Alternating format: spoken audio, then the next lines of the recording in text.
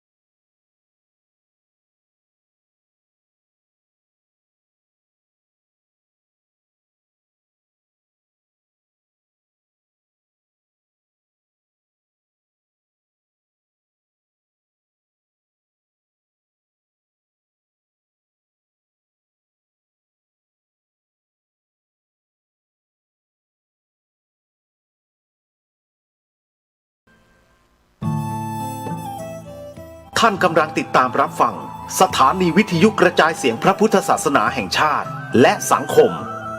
คลื่นเพื่อการศึกษาพระพุทธศาสนาและวัฒนธรรมระบบ FM 104.5 เมกะเฮิรตซ์รายการต่อไปเป็นรายการมรดกธรรมกำเมืองดำเนินรายการโดยพระครูวิสิทธิ์ศรีลาภรณ์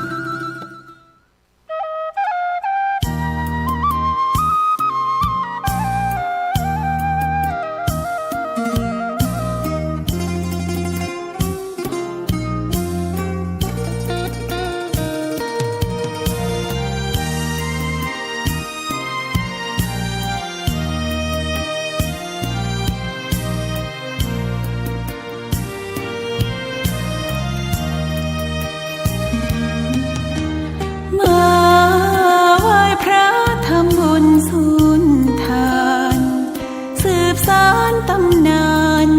โบราณกาลนานมีวัดวังสิงห์คำอำเภอเมืองเชียงใหม่แห่งนี้และนาญาติโยมน้องพี่สามัคคีรวมทานร่วมทุนวัดวังสิงห์คำรู้กันทั่วคอนพระครูวิสิทธิ์ศรีลาภรณ์เทศสอนให้พรเกื้อกูลเจ้าคณะตำบลป่าแดดหน่อเนื้อนาบุญเจริญพรญาติโยมคุณ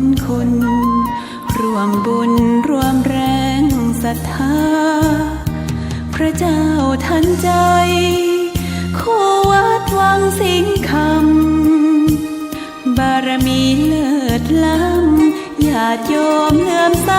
บูชาครูบาเจ้าศรีวิชัยให้พรมวลมิตรสิทธาพระประจำวันเกิดเสริมดวงชะตาให้อาหารปลาหน้าวัดสุขใจเชิญร่วมบุญส่งน้ำพระธาตุ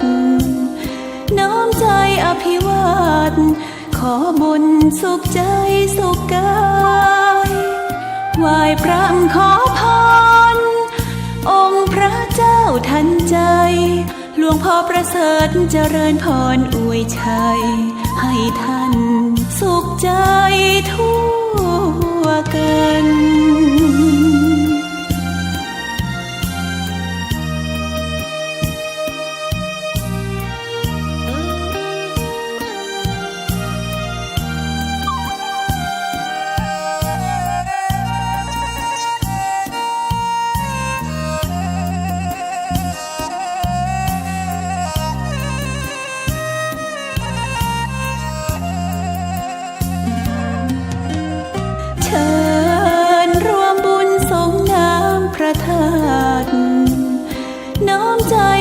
วาดขอบุญสุขใจสุขกายไหว้พระขอพรองค์พระเจ้าทันใจหลวงพ่อประเสริฐเจริญพรอวยชัยให้ท่านสุขใจทั่วกัน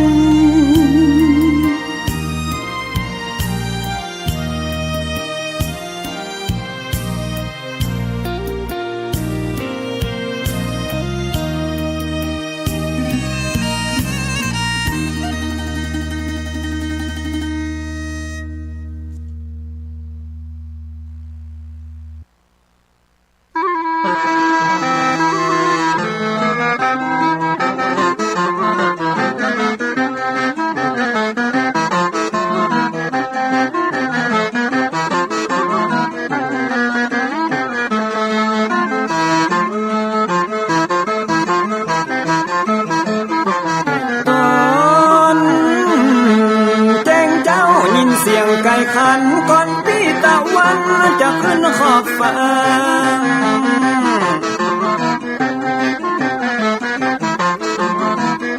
จะหันแสงทองทอแสงเจิดจ้าจัดการล้างหน้าอาบน้ำแต่งตัววันเริ่มต้นใหม่อย่าได้วันกลัวอย่าได้ขุ่นมัวกังวลโศกคอ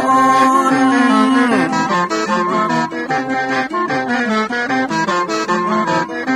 อย่าเอาน้ำขุ่นมาขังคอนอย่าเอาน้ำฮ้อนมาลวงหัวใจฮ้อนอ้วมอารมณ์ขุ่นคองมาตอนฮับวันใหม่นี้น้องของได้น้อมเอานำทำคำสอนของพระชินวรประเสริฐเลิศล้ำ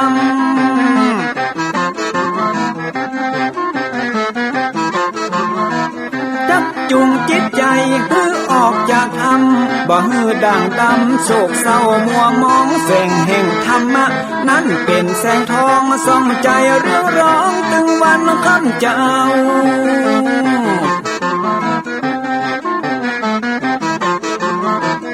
เอาศีลมานำเอาธรรมมาเฝ้าคือจิตใจเฮาจุงเย็นฝ่าฟันทุกเห็นต่อไปหน้าจะบ่ไหววันแต่หนึ่งเจิญพี่น้องมาฟังรายการธรรมะเบิกบานตอน6 โมงเจ้า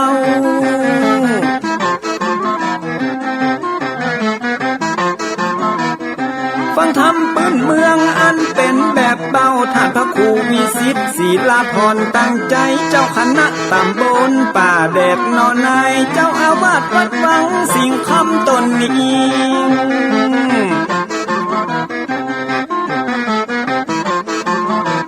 อนุรักษ์ของเก่าล้านนาก่อนกี่คือลูกหลานเฮาตี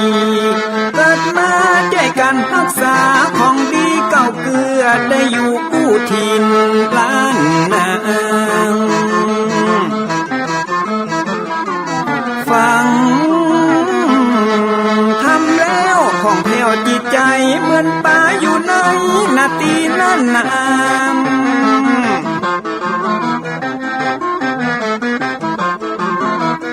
เหมือนไม้สลีอันมีไม้กำเหมือนเสืออยู่ธรรมดงดอยคุณเขาสุขของมนุษย์ยิ่งใจหมู่เฮาสุขที่ได้เอาธรรมะห่มตุ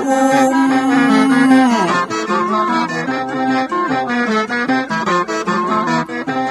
ใจคนใดมีธรรมห่อหุ้มใจคนนั้นจุม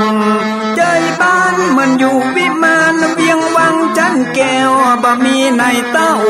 แล้วน้อง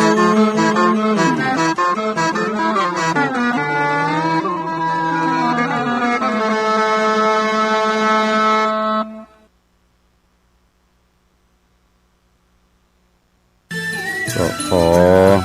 ยกมือ10 นิ้วกราบนบนอบน้อมอย่างพระติรัตนแก้วเจ้าตั้ง3 ประการอันมีพระพุทธพระธรรมพระสงฆ์อันเป็นสรณะที่เปิ่งตีเคารพนับถืออันสูงสุดในชีวิต กราบคารวะแตบไตไวสาปารมีธรรม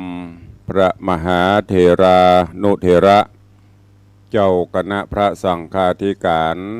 ภิกขุสงฆ์สามเณรจุตนจุองค์โดยความเคารพ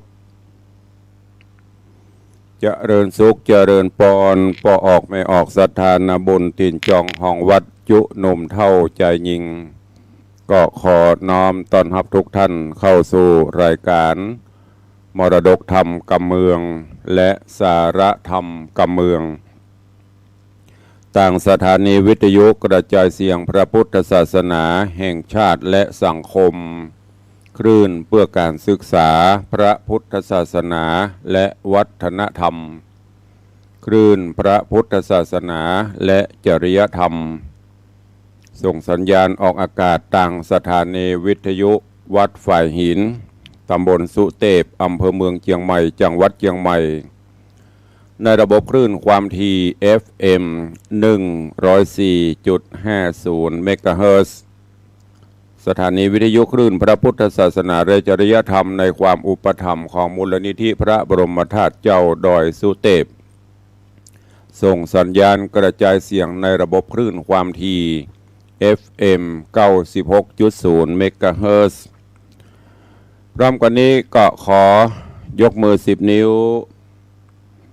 กราบถวายการต้อนรับและเจริญพรต้อนรับครูบาอาจารย์ท่านเจ้าพระเจ้าประสงค์องค์สามเณร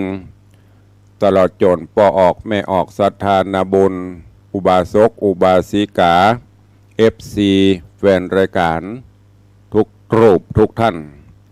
ที่ได้เข้ามาติดตามรับชมรับฟังทั้งภาพและเสียงการไลฟ์สดทางเฟซบุ๊กไลฟ์ของสถานีมรดกธรรมวัดวังสิงห์คำเฟซบุ๊กไลฟ์ของธรรมะคลายเครียด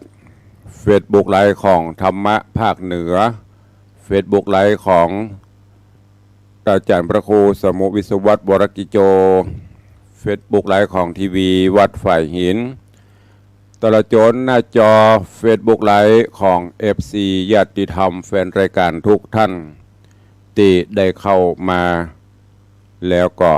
เมตตาแชร์เสียงธรรมแชร์เสียงบุญนี้ไปยังกลุ่มเพื่อนๆของท่านกราบขอบพระคุณท่านผู้อำนวยการสถานีเจ้าหน้าที่ช่างเทคนิคทุกสถานีขอบพระคุณญาติธรรมทุกท่านที่ได้ให้กำลังใจรายการนี้ดำเนินโดยกล่าวกับผมอาตมภาพพระครูวิสิทธิ์ศรีลาภรณ์ตุลงในวังเจ้าคณะตำบลป่าแดดเจ้าอาวาสวัดวังสิงห์คำตำบลป่าแดดอำเภอเมืองเชียงใหม่จังหวัดเชียงใหม่เป็นผู้ดำเนินรายการปะกันเป็นประจำตั้งแต่เวลานี้เป็นต้นไปจะได้น้อมนำเอาเสียงธรรมะแบบปืนบ้านล้านนาภาษากำเมืองมาเทศนาฮือทุกท่านก็ต้องขอประทานอภัยสุมาอภัยสำหรับญาติโยมที่อยู่ในภาคอื่นบางท่านก็อาจจะรับฟังภาษาถิ่นภาษาเมืองเหนือรู้บางท่านก็อาจจะฟังรู้บ้างไม่รู้บ้างบางท่านก็อาจจะฟังไม่รู้เลยก็ติดตามรับฟังกันไปเรื่อยๆฟังวันละนิดวันละหน่อยเดี๋ยวก็จะรู้ศึกษาค้นคว้าไปก็จะเป็นกำไรชีวิตสามารถที่รู้ทั้งภาษาภาคเหนือภาคกลางภาคอีสานภาษาต่างประเทศภาษาอังกฤษเราศึกษาได้แต่นี่เป็นภาษาถิ่นภาษาที่บรรพชนเราได้นำมาใช้ในถิ่นต่างๆอันนี้ตุลุงก็ต้องขอแจ้งให้ทุกท่านตัวเองวันนี้เจริญปอนเจิญปอออกแม่ออกศรัทธานาบุญเจ้าข้าทั้งหลายได้สดับรับฟังเป็นลำดับไปณโอกาสบัดนี้นะโม ตัสสะภะคะวะโตอะระหะโตสัมมาสัมพุทธัสสะสัพพะปาปัสสะอาการะนังกุศรัสสุปะสัมปทาสะจิตตะปริโยทะปนังเอตังพุทธานาสาสนันติสาทะโวดูราสัพปุริสะตั้งหลายตั้งหญิงและชายหนุ่มเทามีศรัทธาเก้าเป็นประธานตั้งสายวงวานพี่น้องมิตรเกี่ยวปองหมู่สหายตั้งมีใจภายโจมชื่นน้อมนายืนฟังธรรมจุงดาจำฟังที่เอาเป็นที่สอนใจดังจักไข่บอกจี้หือแจงทีสัจจังแม่นตัวบอกฟังจุงดักอยู่อย่ากล่าวอูกวนทำอย่าจากกรรมสูบทราบจักเป็นบาปต่อโจรโจมหมู่คนนั่งไกลจักเดือดไม่แก่นใจตั้งบุหรี่ไฟเมียงหมากจุงใดพรากเป็นตระเป็นคราวแปลงใจเงาเตี้ยงมันอย่ากึดดันเถิงการดังลูกหลานหนุ่มเทาพี่น้องเผ่าวงศาอันธรรมเทศนานิโสดฟังแล้วได้ประโยชน์กับตนคือเป็นมงคลเลิศแล้วปากกราดแกล้วมันภัยจักเป็นปัจจัยส่งยูหือใดอยู่สวัสดีดังพระมุนีที่ไวเตศนาไว้สอนใจว่าปุกละผู้ใดใครถึงสุขพ้นจากทุกข์ในสงสารจุงแปลงใจบานดังต่อปฏิบัติต่อขอบาลีว่าสัพพะปาปัสสะอากาลนังกุศลัสสุเป็นต้นดังนี้ว่ามนุษย์สามวลหมู่อันค้างอยู่ในโลกสงสารจุงเว้นจากการถอยจ้าอย่ากระทำบาปกระนานาอันบาปจักมีมาเกิดใดพระพุทธเจ้าบอกไว้จะใครเกิดจากใจเป็นเก้ากาญญาเล่าเป็นสองวาจาป้องติดต่อนับเป็นข้อทวนสามก่อนใจบ่งามกระหยาบกระตำบาปหึกหนาได้ฆ่าสัตว์นาน้อยใหญ่ฆ่าเป็ดไก่งัวควายข้ายิงใจบาปกราข้าหมูจ้างมาหมูตังนกหนูใหญ่หน่อยเนี้ยบาปถอยเรือแห้งตังหมดดำหมดแดงบอกไว้ใจเอาใบหมวดดำเนี้ยพิษทำหยาบจากันสร้างบาปกรากับตัวจักปามัวเมื่อซ้อยได้ต่ำก้อยเครื่องขีมตกอเวจีต่ำไตได้เอาไม้คืนวันและนาแถมประการดึงใส่บาปจักเกิดได้มีมาเกิดใจปัดลาบ่อญาณลักของต้านผู้อื่นเอาอันเขาบ่อยื่นย่อปันใจแห่งมันปั่นบาโลภตี้ป่าจ้าเสียผีพ่องบอดดีลำมอกปากคดหัวออกไปออกโลภตังเตียวพ้องใจเลวโหมหีโลภเอาตี้สาทานอันเป็นสะทานนาหมู่พ้องจริงลู่เอาเขตวัดอันเป็นอานัตของสงฆ์สงฆ์บ่ได้โปร่งอนุญาตเป็นบาปขนาดนักลายก้อนมันตายมวยม้างบาปได้สร้างบาปอันได้สร้างดำมัว จากป่าตัวมานานตกรอดดันอาเวจีสะเวยทุกขี่ลายแหล่บ่เวนแว่คืนวันและนาแถมประการหนึ่งเล่าคนหนุ่มเทายิงใจกวนคะนิ่งหมายขวาดหูว่าบาปจะเกิดอยู่กับตัวคือใจเมามัวถอยไรเงี้ยบาปใบต่างกามเมนีละเสียกู้ปองอันเกยห่วมห้องกันมาไปสิเนกหาคนอื่นบ่โจมจื่นผัวเมียโดนบาปจักบันโดนตอบใส่หือตกให้จังไรกันผู้ใดเนี้ยดังอันครอบครัวนั้นย่อมเดือดร้อนตุกบ่ผ่อนเครื่องขีมบ่เป็นดีแตกมังได้อย่าห่างกันไปฮือเครื่องใจลำบากป่าตุกยากตัวมาและนาแถมประการหนึ่งเล่าบาปมนเศร้าจะเกิดมาก็ย้อนว่าจะเป็นเหตุดังพระหักเตสนาไว้ว่าสัตว์โลกใต้ตั้งหลายพ่องก็ตายย้อนกรรมปากพ่องก็สุขมากย้อนกรรมจาอันว่ากรรมอู้นี้นาบอดไร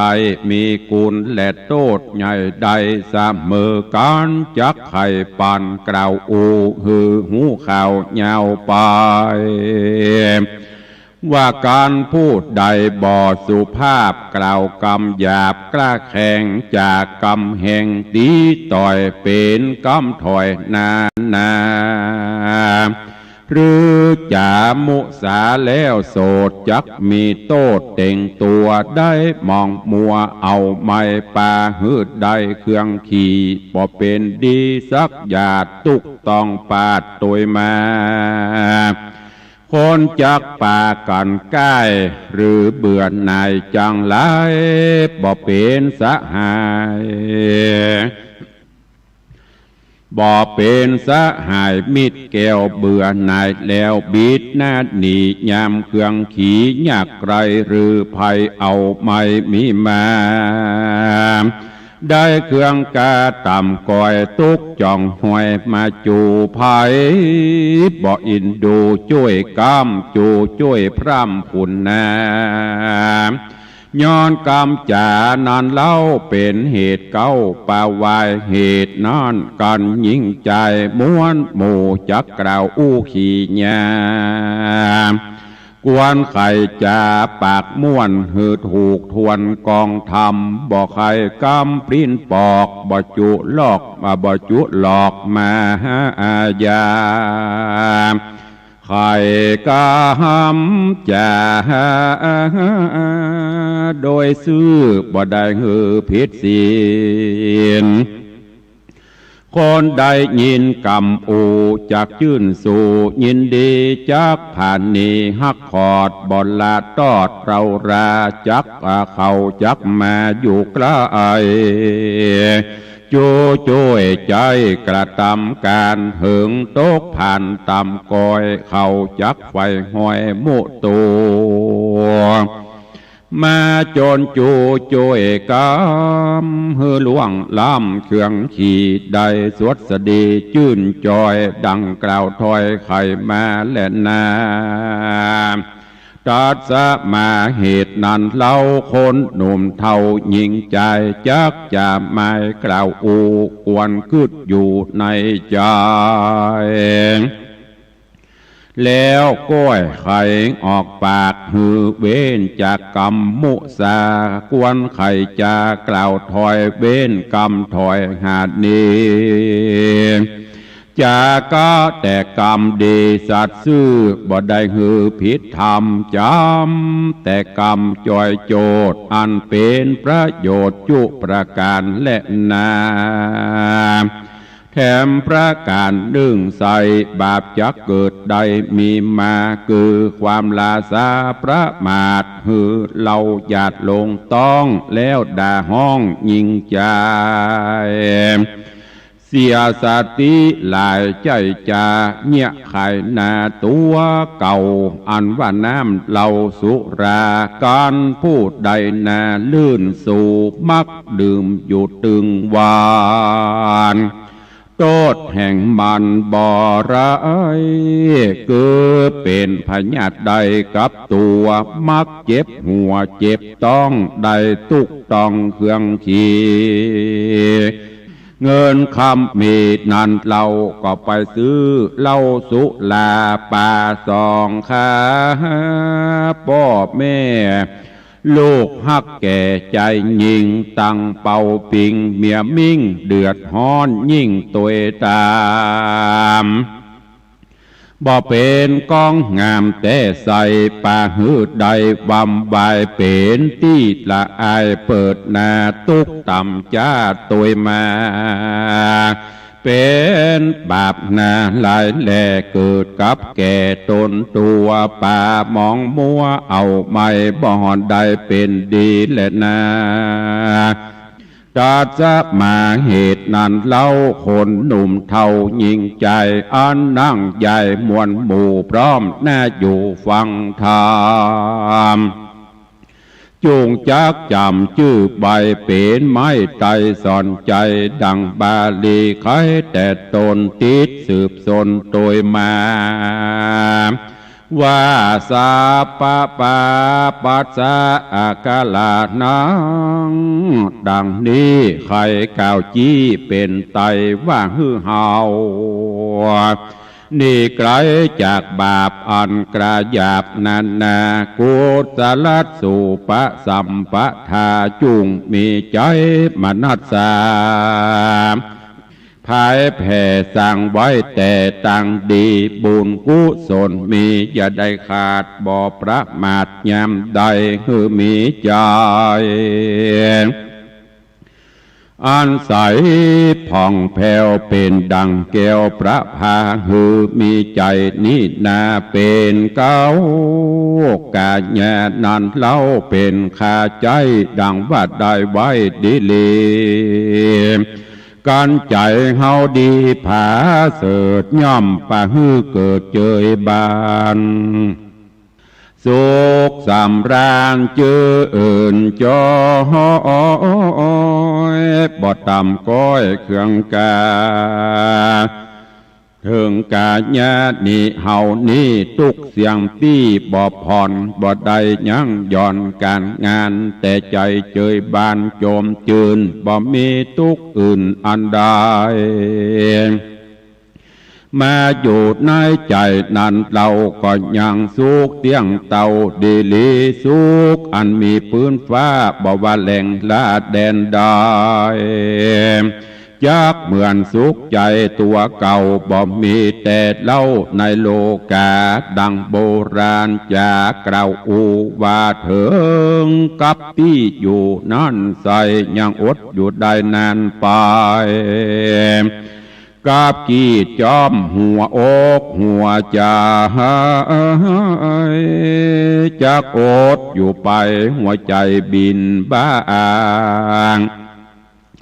จากตายมวยมั่งเป็นไม้และนาตัดสมาเหตุนั้นเล่าพระพุทธเจ้าแห่งเราราได้จะ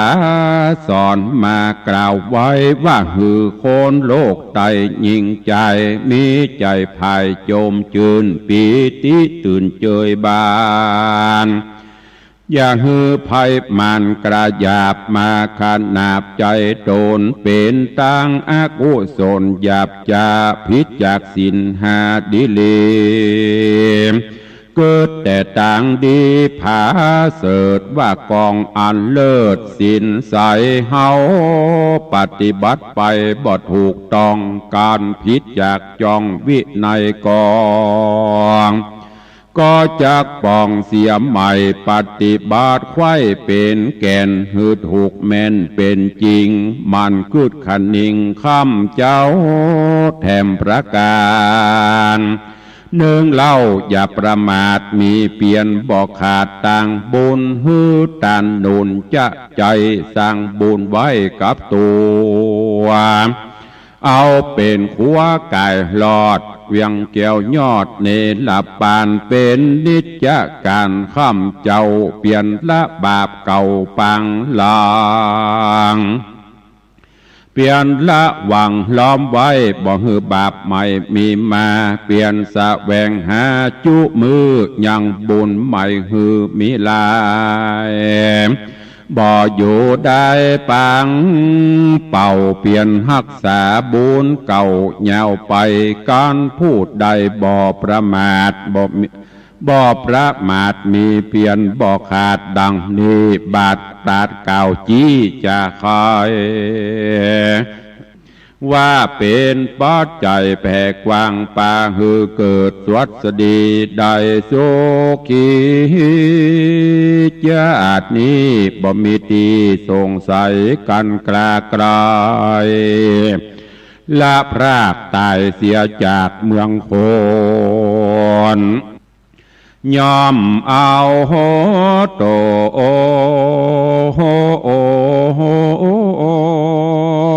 ไปเกิดในห้องฟ้าเลิศเมืองสวรรค์ได้สุขนิรันดร์จื่นจอยดังไฟห้อยผาธนาขอศรัทธามวลหมู่อันอยู่ฟังธรรมปนตั้งดำเอาไม่เจ็บป่วยไข้อย่ามีมาจุมภัยแย่ไม่มาดเคราะห์อุบาทจังไรจุงนี่ไกลกลาดกรอยอยู่จื่นจ้อยสวัสดีเงินคำมีบอดไรดูตั้งใจเตตานสุขสำราญจุผู้ทวนนากูยิ่งใจก็มีโดยประการดังกล่าวมานี้แหละนานิธิตังขีญาสังวันนาวิเศษจาห้องเหตุโอวาทกรรมสอนก็บังโกมสมเรศเดช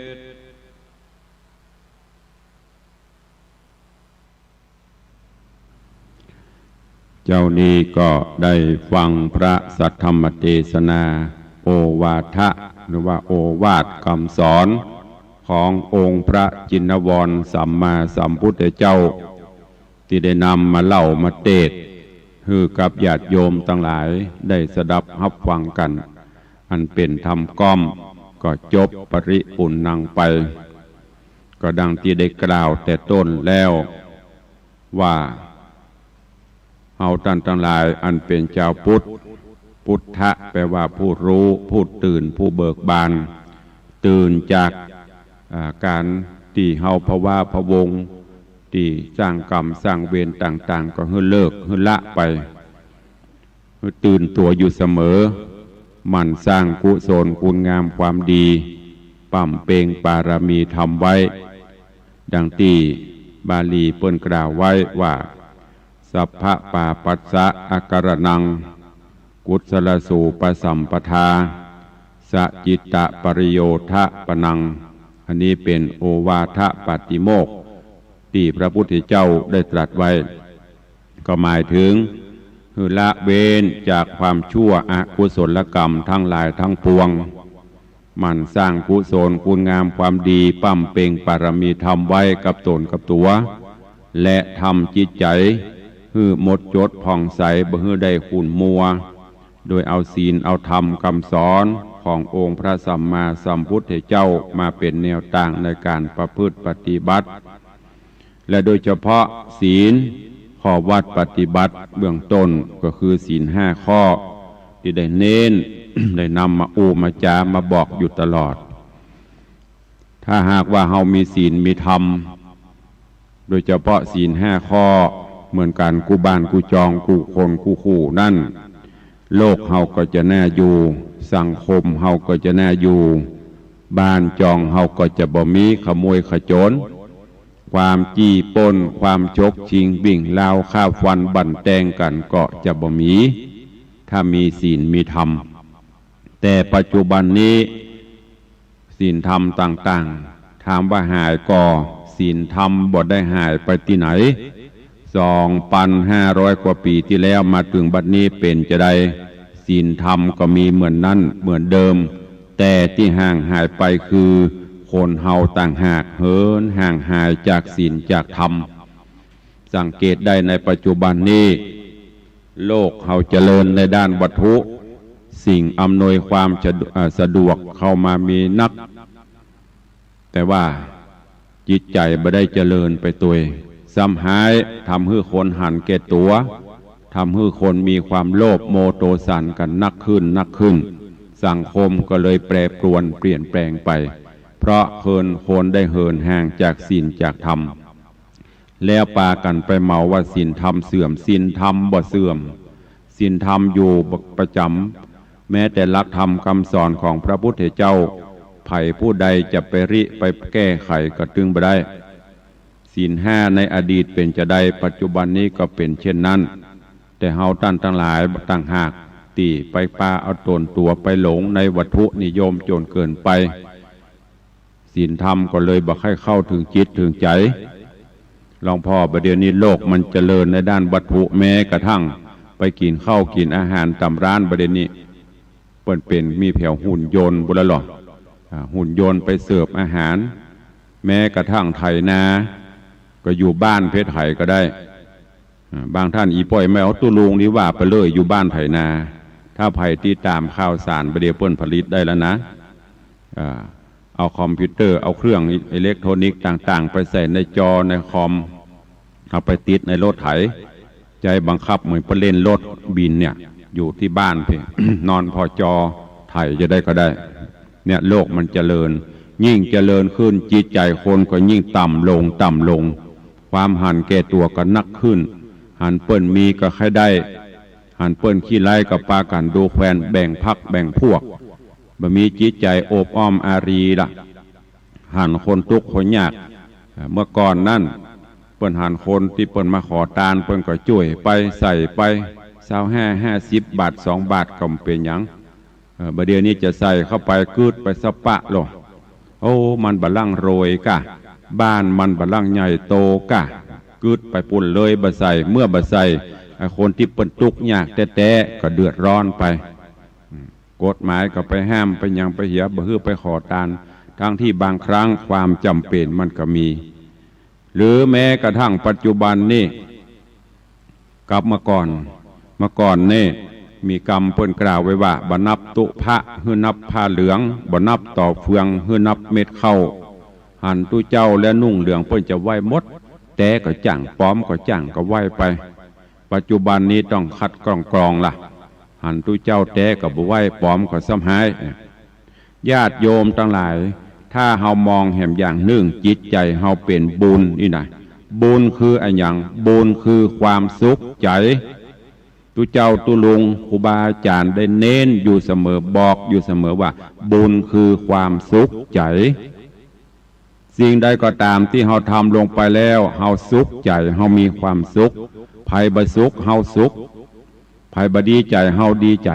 อันนั้นแหละทำเตอะช่วยเหลือคนทุกข์คนยาก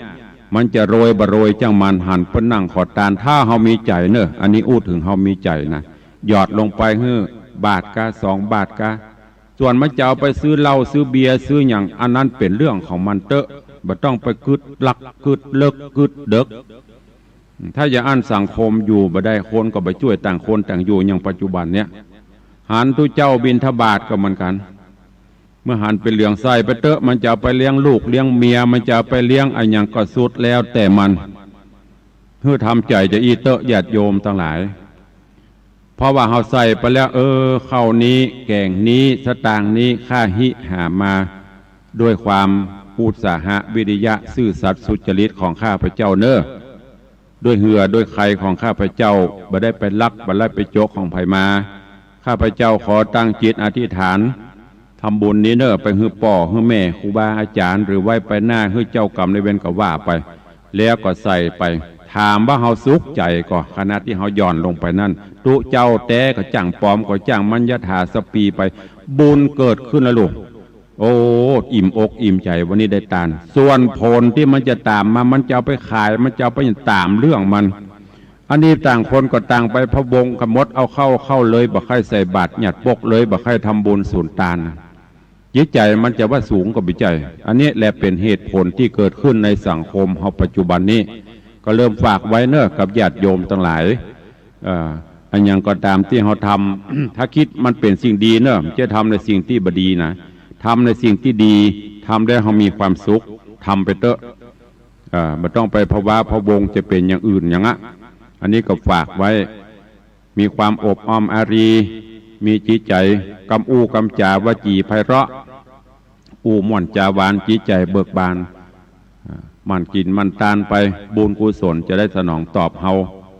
บัจจากระเวยถ้าหากว่ามันยังบัตอบสนองเตื้อก็แสดงว่ากรรมเวรเฮายังบ่เสี่ยงกรรมเฮามีนักในชาติแล้วเฮาอาจจะได้สร้างไว้หลายปีนี้เกิดชาตินี้เฮาก็สร้างบุญไปมันจะได้ลบล้างกันไปเนอะยิ่งสถานการณ์ปัจจุบันนี้พระพุทธศาสนาก็โครงเคร่งมีกระเรื่องกระราวก็ฝากไว้กับญาติโยมอีพ่ออีแม่เฮาตัวเองข่าวอย่างออกไปบอกว่าตั้ง ตุเจ้าพระเนนตั้งอย่างก็คิดพิจารณาเอาจะไปตัวกระแสจะไปฟังแม่ไปเลย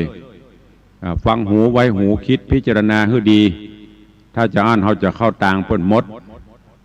ได้ยินข่าวเข้าดีหูบดีหูแต่หูบแต่หูปากันเชื่อปากันไปโจมตีเลยห่างเหินจากวัดวาอารามแถมน้อยวัดก็จะเป็นโรงแรมจะเป็นที่เลี้ยงงัวเลี้ยงควายบนไปแล้วเนอะอันนี้ฝากไว้กับญาติโยมทั้งหลายตัววันนี้ก็ได้ได้จาได้นำธรรมะในเรื่องของโอวาทปฏิโมกข์คำสอนเหมาะสมกับบรรยากาศกลางภาษามาเทศนาจากับญาติโยมศรัทธาก็ขอให้ฟังแล้วนำไปคิดนำไปพิจารณาเอาไปใช้ในการดำเนินชีวิตประจำวันคือมีสติคือมีสัมปชัญญะกำกับตนกำกับตัวอยู่เสมอและที่สำคัญจะเป็นละศีลห้าเอาไปประพฤติปฏิบัติทำจิตใจของตนคือมดจดสดใสมันไหวพระนบธรรมทำบุญตักบาตรทำบุญทำสูญตานไปตามอัตภาพที่เฮามีอยู่ไม่จำเป็นต้องมีสตางค์จะไปทำบุญมีก็ได้บ่มีก็ได้คะแนนจิตใจเฮาเบิกบานหันพระพุทธรูปกายบางคนน่ะกายก็กายบ่ไหวเตอะยกมือไหวอัดตั้งจิตเฮาเป็นบุญเป็นกุศลสารูปพระพุทธเจ้าตามถนนหนทางกา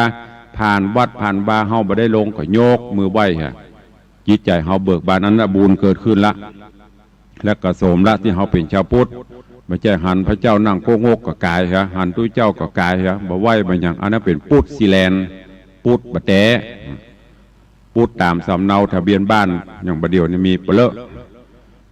หมูเรื่องบุหุลาวเป็นศีลเป็นธรรมตุลุงฝากไว้เนอะในเจ้าวันนี้ตัวเองก็หวังว่าคงจะเป็นสาระคติธรรมที่ศรัทธาจะได้น้อมนำไปประพฤติปฏิบัติในการดำเนินชีวิตประจำวันวันนี้ก็เวลายังพอมีอยู่ก็ขอเมตตาอนุญาตกล่าวประชาสัมพันธ์เนอะข่าวสารงานบุญกุศลของต่างวัดวังสิงค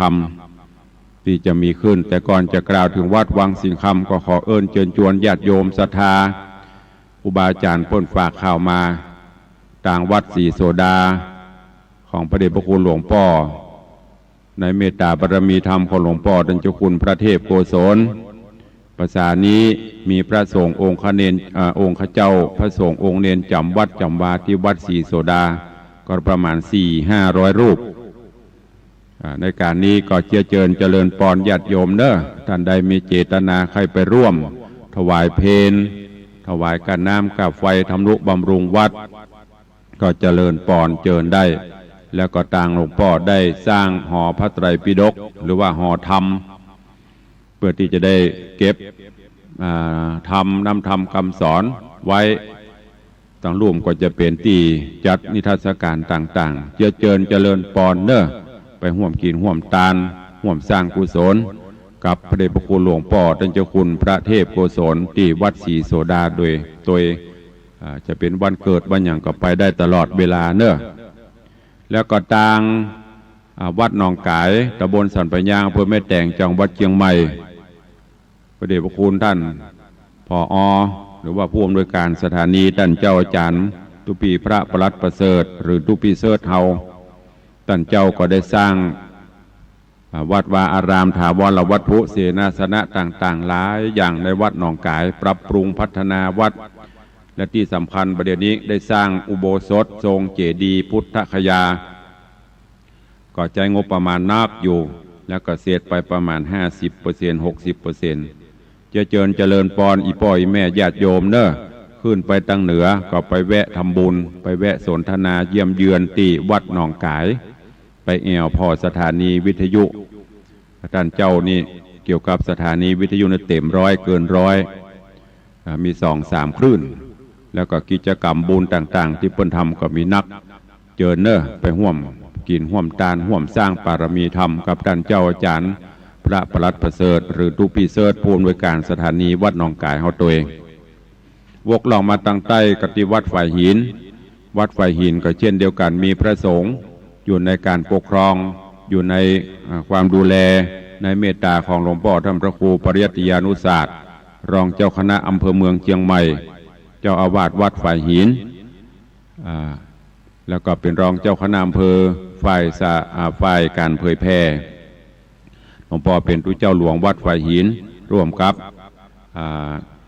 ท่านอาจารย์เจ้าพระครูสมุวิสุวัตรวรกิโจท่านผู้อำนวยการสถานี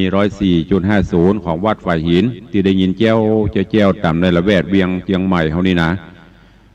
ก็เพิ่นก็มีการพัฒนาถาวรวัตถุหลายสิ่งหลายอย่างเจริญปอนเนอไปห่วมกินห่วมทานห่วมสร้างปารมีกับท่านเจ้าที่วัดฝ่ายหินตัวไปเยี่ยมไปเยียนไผ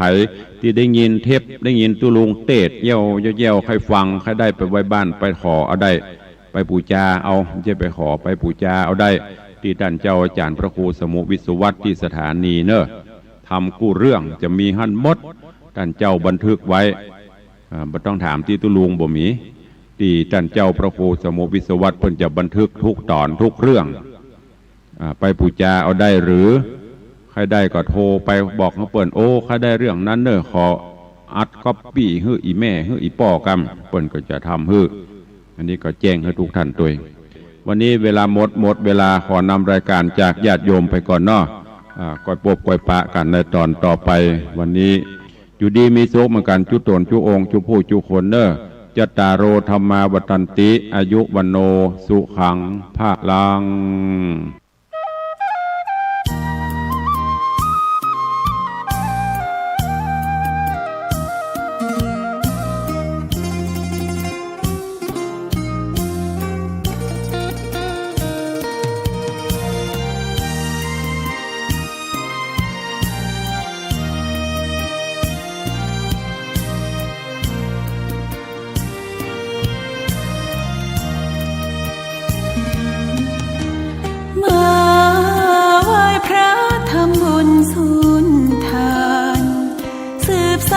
ตำนาน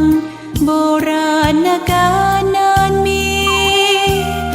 วัดวังสิงคำอำเภอเมืองเชียงใหม่แห่งนี้และนาญาติโยมน้องพี่สามัคคีรวมทานร่วมทุนวัดวังสิงคำรู้กันทั่วคอนพระครูวิสิตศิลาภรณ์เทศสอนให้พรเกื้อกูลเจ้าคณะตำบลป่าแดดหน่อเนื้อนาบุญเจริญพรญาติโยมคุณร่วมบุญร่วมแรงศรัทธาพระเจ้าทันใจคู่วัดวังสิงคำบารมีเลิศล้ำญาติโยมเลื่อมใสบูชาครูบาเจ้าศรีวิชัยให้ พรมวลมิตรสิทธาพระประจำวันเกิดเสริมดวงชะตาให้อาหารปลาหน้าวัดสุขใจเชิญรวมบุญสงน้ำพระธาตุน้อมใจอภิวาทขอบุญสุขใจสุขกายไหว้พระขอพรองค์พระเจ้าทันใจหลวงพ่อประเสริฐเจริญพรอวยชัยให้ท่านสุขใจทั่วกัน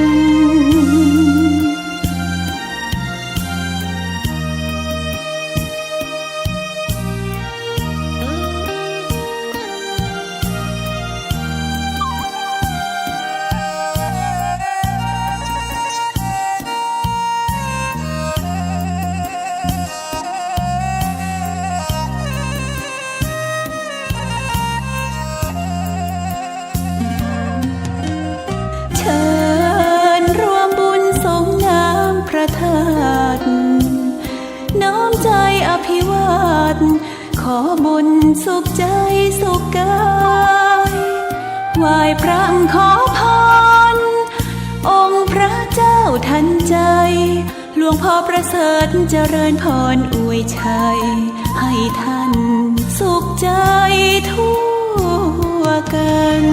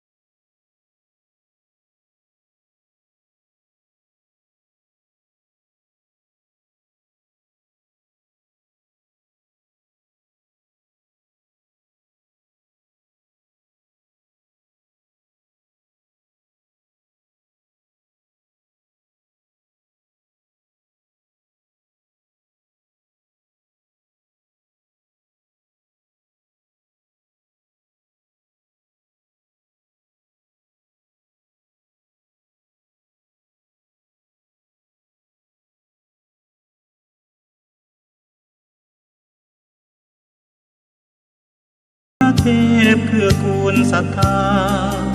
ให้พระมาเทศนาช่วยตอบปัญหาที่ค้างคาใจและคงโชคดีที่พระให้พรเชิญร่วมธรรมสัญจรได้พักผ่อนแดนธรรมรำไปสร้างบุญกุศลถวายทานกันตามปัจจัย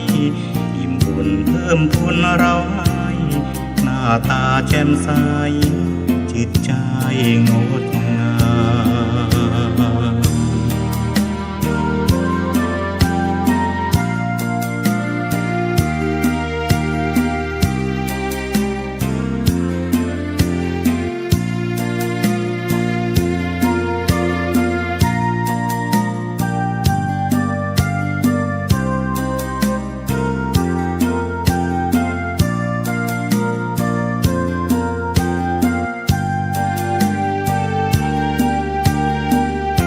และคงโชคดีที่พระให้พ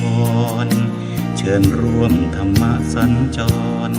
ได้พักผ่อนแดนธรรมรำไป สร้างบุญกุศลถวายทานกันตามปัจจัยอิ่มบุญเพิ่มพูนเราให้หน้าตาแจ่มใสจิตใจงด